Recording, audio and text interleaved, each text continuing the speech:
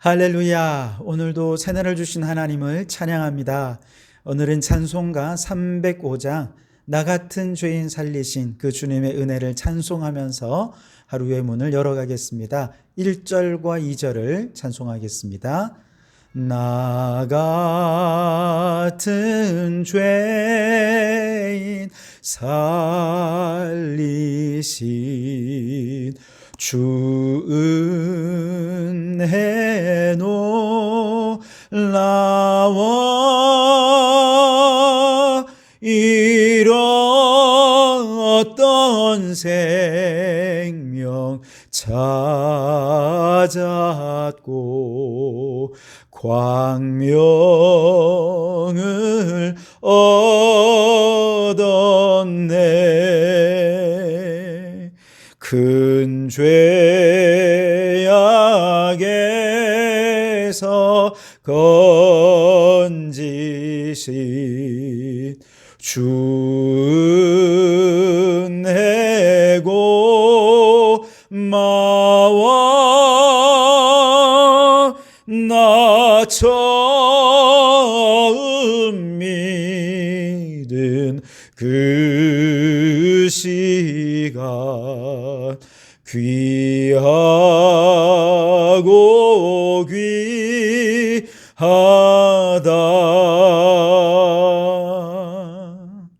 아멘.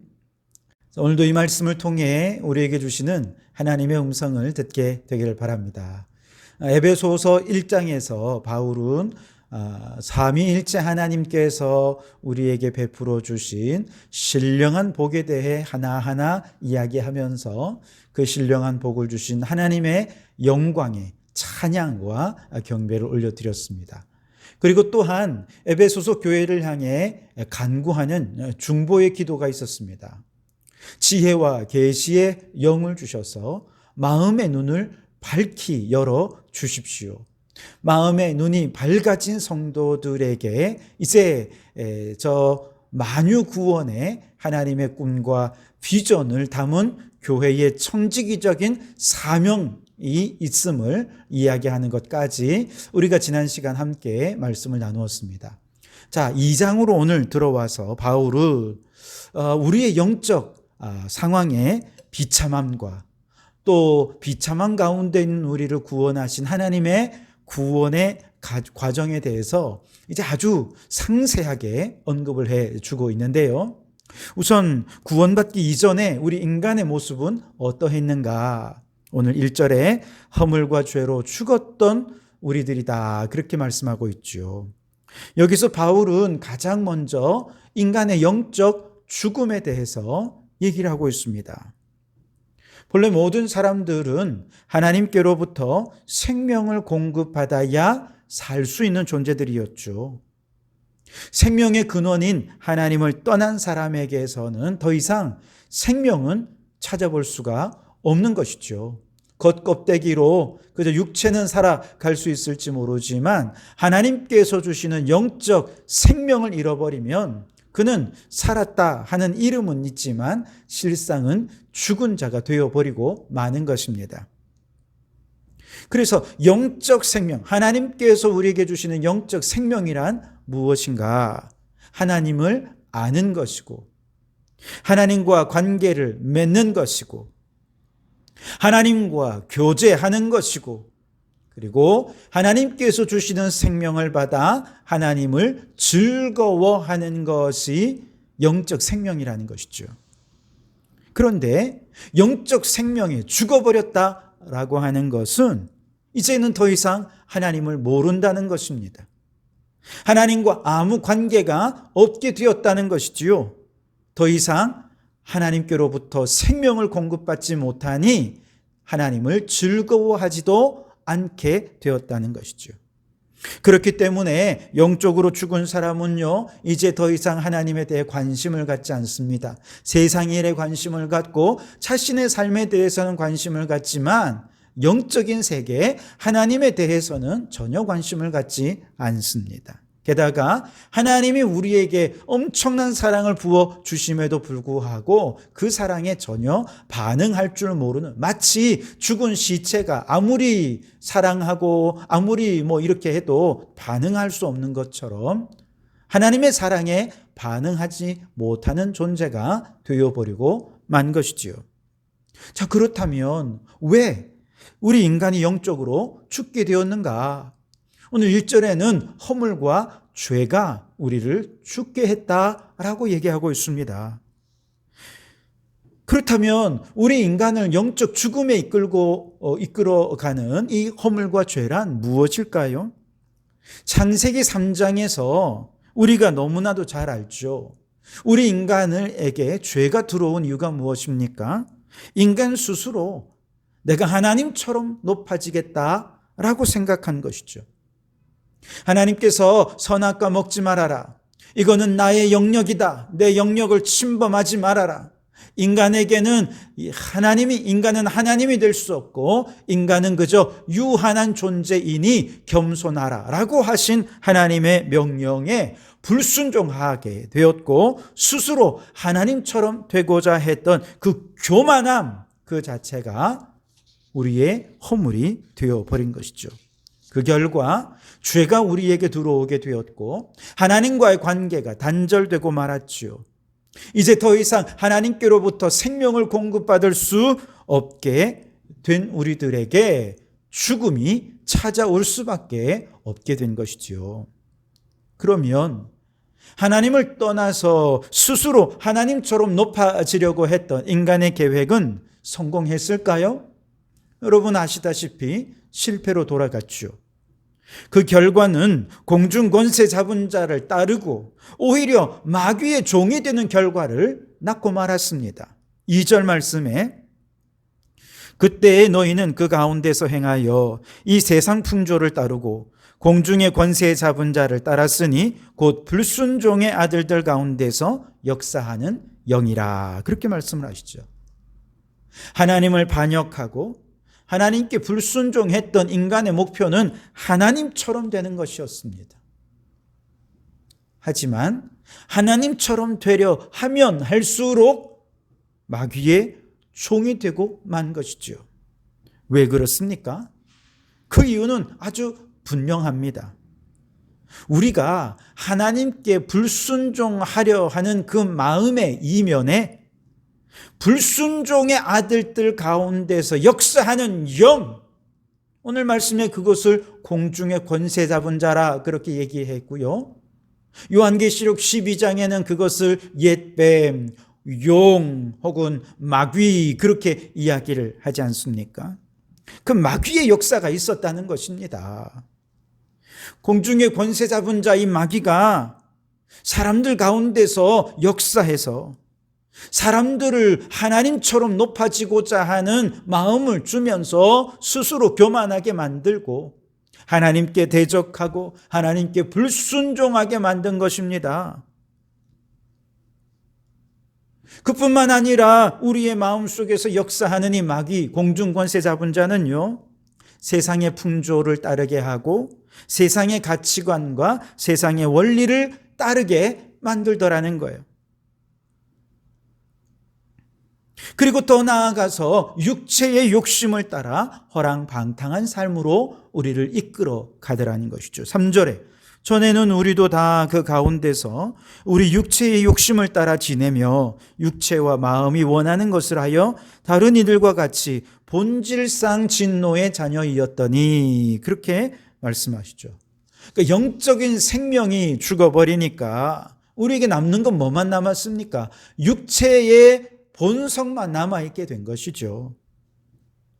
그래서 육체의 본성을 따라 타락한 삶을 살게 되었고 육체와 마음이 원하는 대로 살다가 방탕하게 살아간 것이 하나님의 생명을 잃어버린 영적 죽음을 맞이한 사람들의 삶의 모습이더라는 것이죠. 그런데 알고 보니 육체를 따라 사는 삶, 그래서 본질상 진노의 자녀가 되어서 하나님께 진노를 받을 수밖에 없는 삶을 사는 것은 그 이면에 누가 있었다는 것입니까? 불순종의 아들들 가운데서 역사하는 영, 공중의 권세 잡은 자, 마귀가 있었다는 것이죠.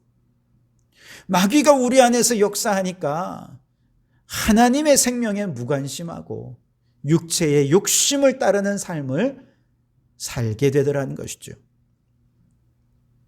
그 결과 이 세상 그 누구도, 이 세상 어디에도 하나님의 이러한 진노를 벗어나서 복을 받을 수 있는 사람은 단 한 사람도 없고, 하나님의 진노를 피하고 복을 받을 수 있는 방법도 우리에게는 결코 어디에서도 찾을 수가 없게 되어 버린 것이죠. 여기에 우리 인간의 절망이 있는 것입니다. 이것은 마치 누가복음 15장 탕자의 비유처럼 자기 혼자 독립해서 잘 살아보겠다고 아버지 유산을 빼앗아서 아버지 집을 떠난 후에 정말 자기 뜻대로 되어서 아버지만큼 재산도 일구고 잘 살고 떵떵거리고 그렇게 살 줄 알았는데, 알고 보니 육체를 따라 허랑방탕한 삶을 살면서 아버지께로 받았던 그나마의 유산까지도 다 탕진하고 빈털터리 거짓 신세가 되어버린 것이 오늘 우리의 영적 상황이라는 것입니다. 쫄딱 망한 것입니다. 절망하게 된 것이죠. 이것이 영적 죽음을 맞이한 인간의 모습이라는 것이죠. 이러한 비참한 인생의 유일한 희망은 무엇입니까? 아버지 집입니다. 아버지의 은혜, 아버지의 사랑, 이것이 유일한 희망이 되는 것이죠. 4절과 5절 말씀에 긍휼이 풍성하신 하나님이 우리를 사랑하신 그 큰 사랑을 인하여 허물로 죽은 우리를 그리스도와 함께 살리셨고 너희는 은혜로 구원을 받은 것이라. 아멘. 우리를 사랑하신 하나님의 그 크신 사랑이, 그의 풍성하신 긍휼하심이 허물과 죄로 죽어서 절망에 빠진 우리들을 살려주신 것입니다. 어떻게요? 우리를 살리기 위해서 하나님께서 독생하신 아들 예수 그리스도를 십자가에 죽으시면서 그렇게 가장 큰 희생, 가장 큰 사랑, 정말 상상할 수 없는 창조적인 방식으로 우리를 사랑하심으로써 죄와 허물로 죽은 우리를 그리스도와 함께 십자가에 죽으시고 부활하실 때 그리스도와 함께 우리도 살려주신 것입니다. 여기에 하나님의 은혜가 있고 하나님의 축복이 있는 것입니다. 인터넷에 공황장애 가운데 하나님을 만난 한 사람의 이야기를 읽을 수 있었습니다. 그는 돈 벌고 싶어서, 성공하고 싶어서 죽기 살기로 매달렸다고 합니다. 자신의 성공과 부유를 위해서 남의 것을 짓밟고 빼앗으면서도 아무런 가책을 느끼지 못했고 힘이 있는 자가 없는 자의 것을 빼앗는 거 당연하다고 생각했습니다. 사람들이 자신을 비방할 때도 스스로는 나는 잘났다라고 생각을 했습니다. 오히려 자신을 비방하는 사람들을 위해 왜 저렇게 살지?